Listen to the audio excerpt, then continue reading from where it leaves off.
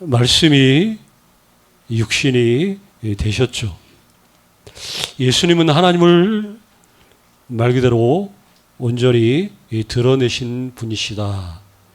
예수님을 통해서 사람들은 하나님을 보게 됐고, 예수님을 통해서 사람들은 하나님의 음성을 들을 수 있게 되었다.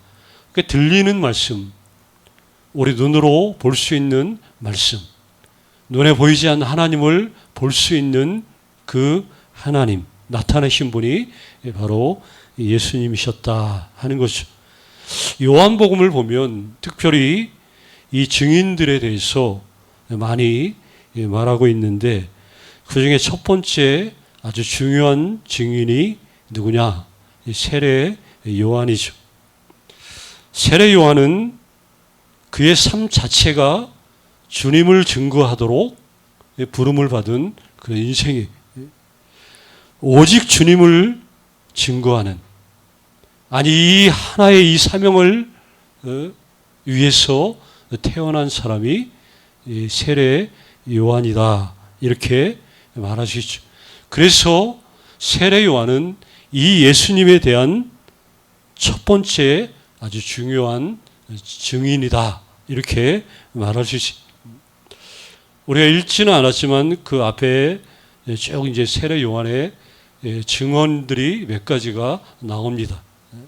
먼저 이 부분들을 잠깐 몇 가지 살펴보려면, 예수님에 대해 증거한 세례 요한의 증거는 어떤 거냐? 제일 먼저는 예수님은 자기보다 이제 우월하신 분이시다.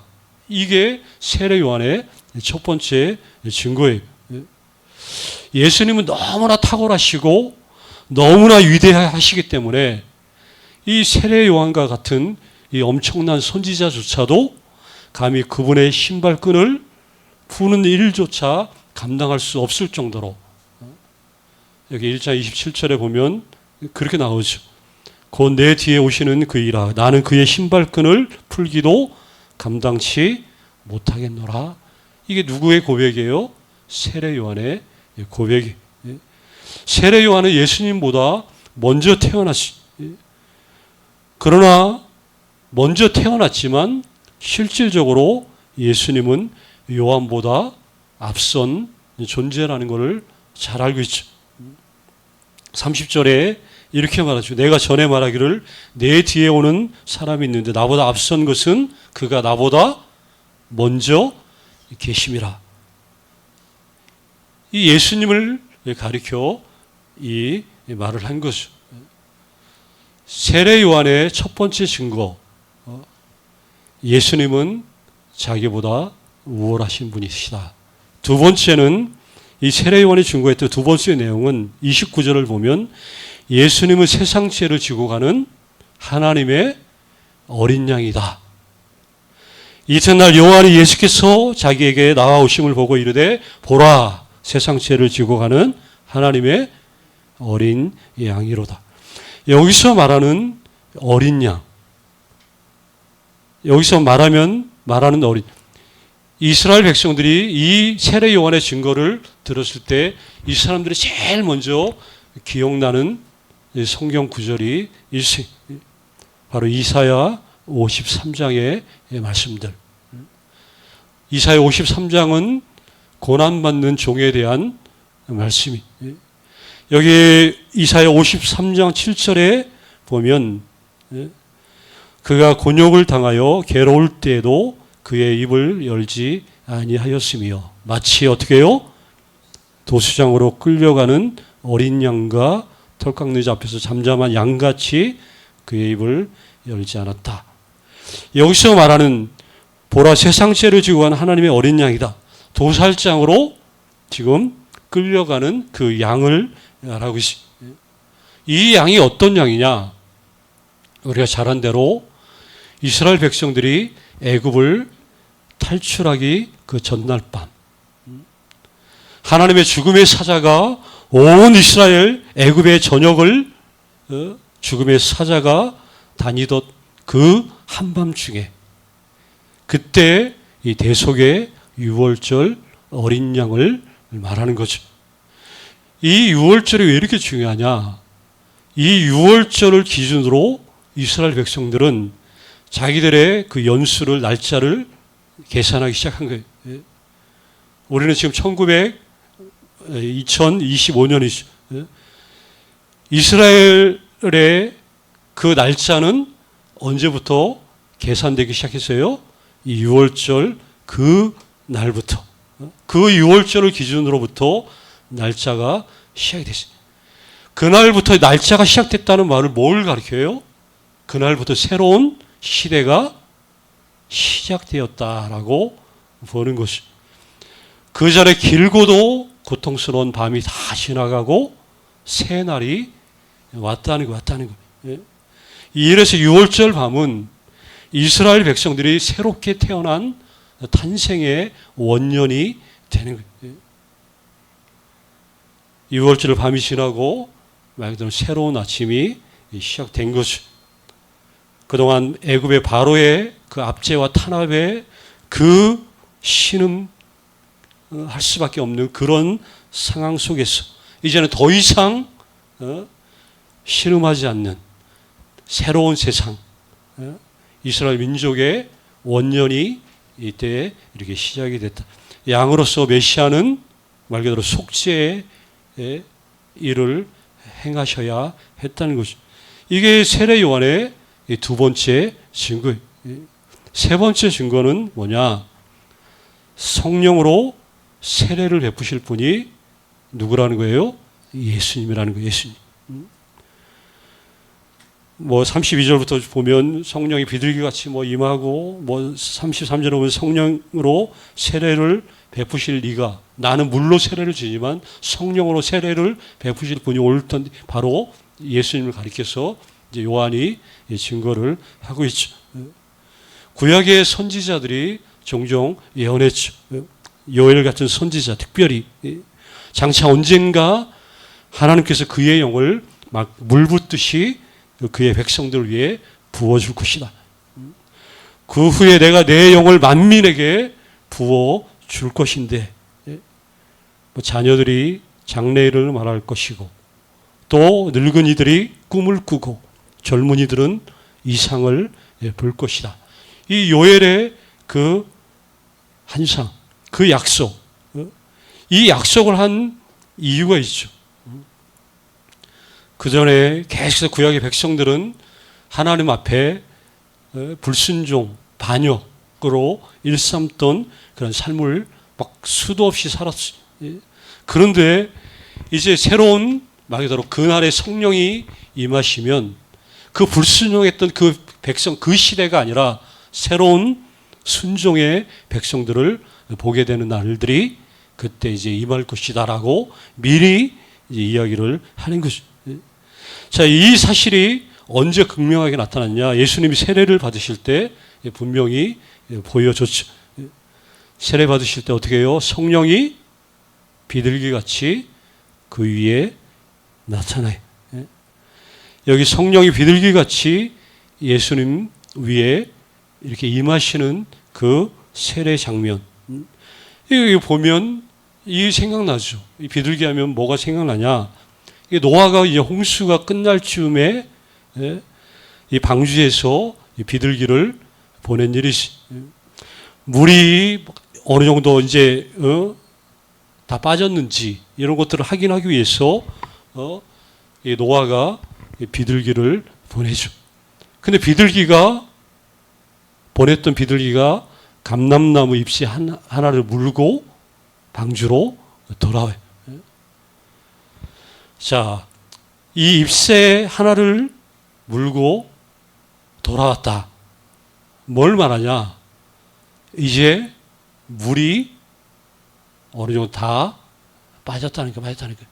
홍수로 온 지구상을 덮었던 물들이 다 빠지고 이제 새로운 노아를 통해서 새로운 또 시대가 이제 시작될 수 있음을 이 비둘기의 잎사귀 그 물고 온 것을 통해서 알게 됐다는 거죠. 그러니까 새로운 시대가 새로운 세계가 이제 개막되었다.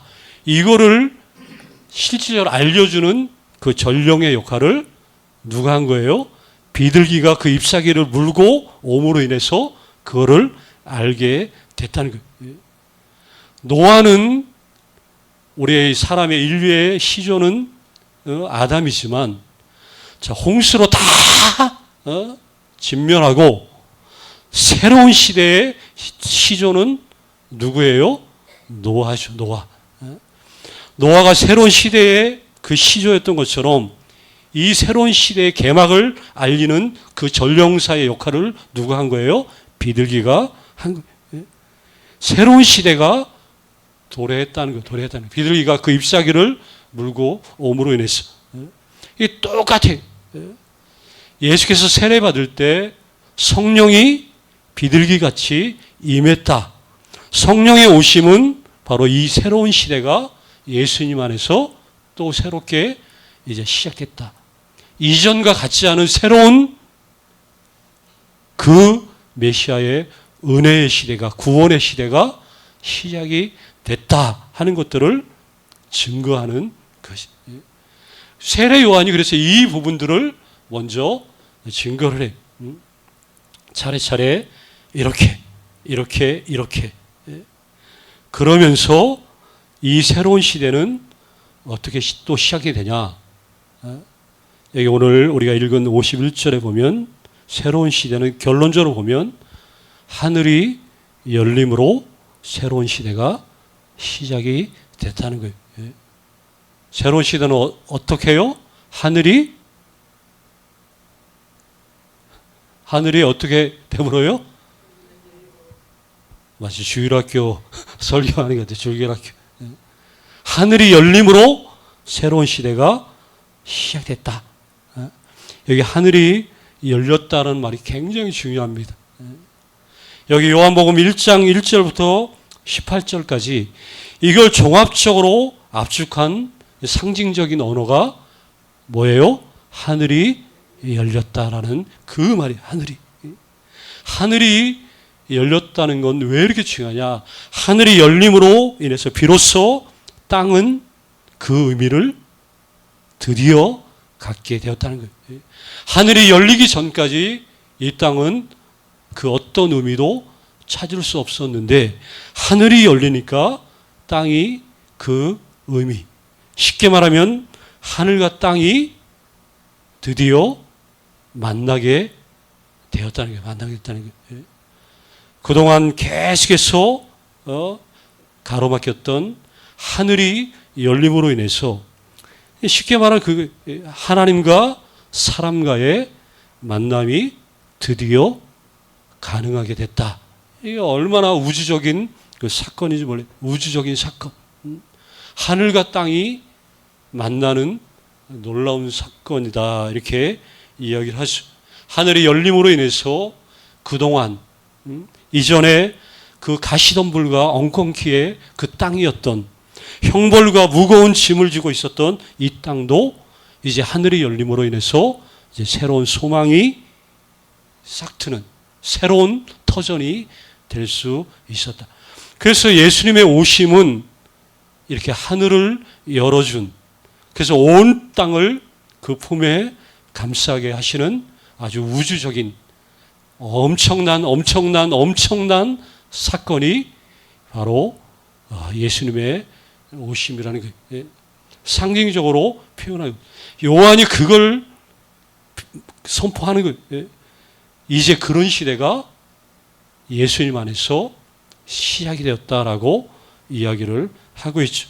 자, 세례 요한은 그래서 복음서에 언급된 제일 첫 번째 증인이라고 말할 수 있어요. 그리고 요한에 이어서 이제 그 다음부터는 계속해서 많은 증인들이 뒤따르기 시작해. 많은 증인들의 입을 통해서 예수님은 하나님의 그 모든 약속들을 이루신 분이다.